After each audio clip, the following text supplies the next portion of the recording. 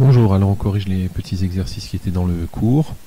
Alors, le 1, dans la figure ci-contre, on nomme 3 paires d'angles adjacents. Donc par exemple, je peux dire que les angles qui sont adjacents, c'est par exemple l'angle AOB, donc qui est cet angle-là, et BOC, sont adjacents. BOC, c'est donc cet angle-là. Je peux aussi prendre par exemple BOC et COD, qui sont les deux angles que je vais coder en rouge. Donc BOC, on l'avait déjà en noir, et COD, c'est celui-là. Donc je vais mettre une petite croix rouge à côté pour dire que c'était codé en rouge. Ensuite, je peux prendre,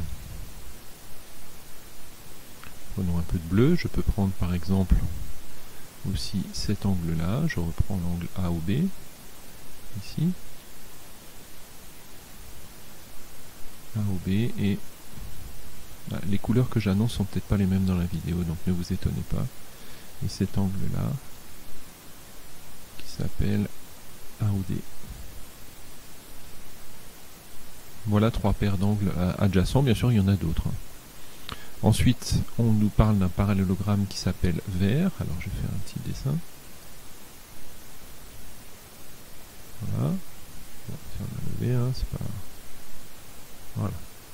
V, E, R, T. Il faut tourner autour du quadrilatère pour donner son nom. VERT de centre S. Ça veut dire que si je trace les diagonales, le point d'intersection des deux diagonales est le point S. Que dire des angles VST? Donc VST c'est celui-là, et ESR c'est celui-là. Donc eh bien ces deux angles, c'est ce qu'on appelle des angles opposés par le sommet. Alors ensuite on vous demande si les angles sont complémentaires. Alors il est vrai que je vous avais dit que deux angles complémentaires sont forcément adjacents.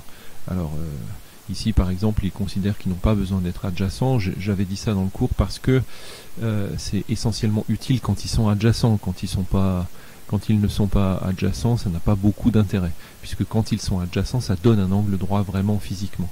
Donc, mais ceci dit, on va quand même calculer 58 plus 34. Il y a 58 pour plus 34, ça ne fait pas 90 degrés, donc ils ne sont pas complémentaires.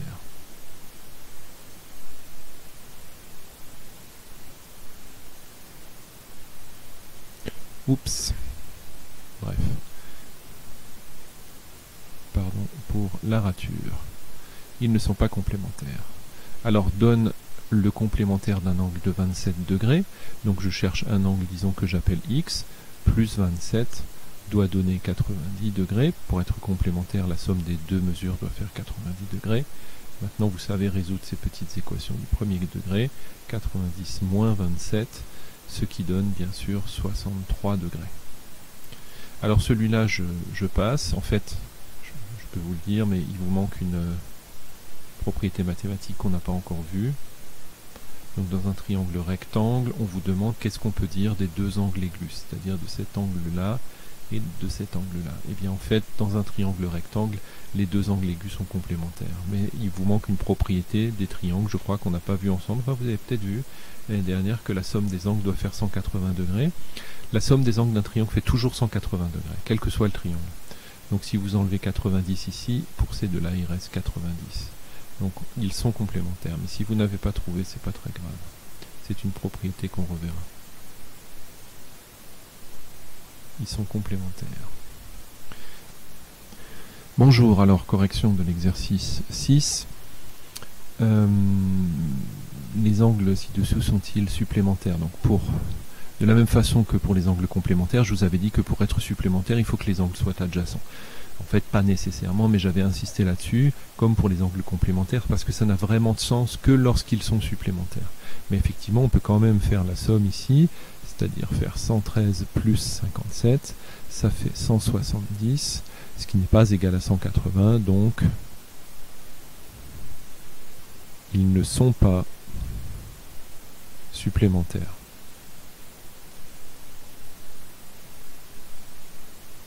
Par contre, à côté, dans l'exercice 7, eh bien 108, plus l'exercice 8, pardon, plus 72 est bien égal à 180. Donc, AOC, c'est l'angle ici, 208 degrés, et BOC, qui est l'angle qui mesure 72 degrés, sont supplémentaires. Pardon, j'écris très mal. Donc, A, O et B sont alignés.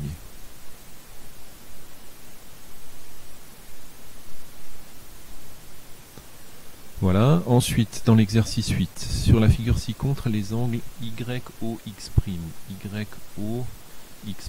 c'est celui-ci. Et XEZ'. XEZ', c'est l'angle qui est là. Sont-ils alternes internes? Donc lui, ils sont alternes internes, effectivement. Pourquoi est-ce qu'ils sont alternes internes? Eh bien parce que ils sont situés de part et d'autre de la droite XX'. Il y en a un à gauche et un à droite. Et ils sont tous les deux entre les droites YY' et ZZ'. Voilà pourquoi ils sont alternes internes. Je l'écris. Ok, pour l'exercice 9, j'ai refait la figure un peu plus grand pour qu'on y voit quelque chose. Alors on demande d'abord de trouver des angles qui sont alternes internes. Donc alterne, interne. Donc comme angle alterne interne, je peux par exemple vous proposer cet angle-là avec celui-ci, puisqu'ils sont de part et d'autre de la droite TH que j'ai prolongée, et ils sont entre les droites XX' et celle que j'ai appelée YY', c'est la droite HL en fait. Hein. Donc les angles XOH et l'angle THL, qu'on peut appeler comme ça, ou qu'on peut appeler THY' par exemple. Voilà deux angles qui sont alternes internes. Et puis deux autres, alors je peux les prendre de l'autre côté, hein, par exemple celui-ci et celui-là. Donc c'est l'angle TEX'. Et cet angle on peut l'appeler ELH ou TLH ou TLY par exemple, pas d'importance. Donc je vais l'appeler TLY. Tiens. Voilà des angles qui sont alternes internes.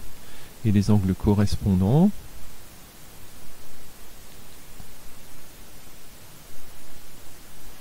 alors, changeons de couleur.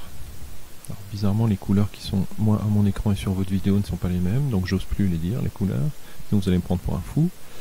Alors, les angles correspondants. Je peux par exemple prendre cet angle-là ici. Donc il est à droite, je dois rester à droite. Il est au-dessus, je dois rester au-dessus. Et cet angle-là, par exemple. Donc ça, c'est TEX'. Et TLY'. Première possibilité. Deuxième possibilité, je peux par exemple prendre aussi celui-ci avec celui-là. Donc c'est TOE, TOE et THL. Voilà. Ensuite, je peux prendre par exemple, passons un peu en dessous. Donc je peux prendre celui-là. Je vais mettre un petit codage dessus avec celui-ci. Ces deux angles-là sont correspondants aussi. Donc comment s'appelle cet angle? Eh bien, il s'appelle HOE par exemple. HOE. Et l'angle là en dessous s'appelle... Ah, il n'y a pas de nom là. Tiens. Alors on va lui donner un nom, on va appeler ça Z ici. Donc ZHL. Voilà. Et puis qu'est-ce que je peux prendre d'autre? Eh bien je peux prendre par exemple celui-là. Je vais mettre deux petits traits avec celui-ci. Voilà, donc c'est l'angle TOX et THY.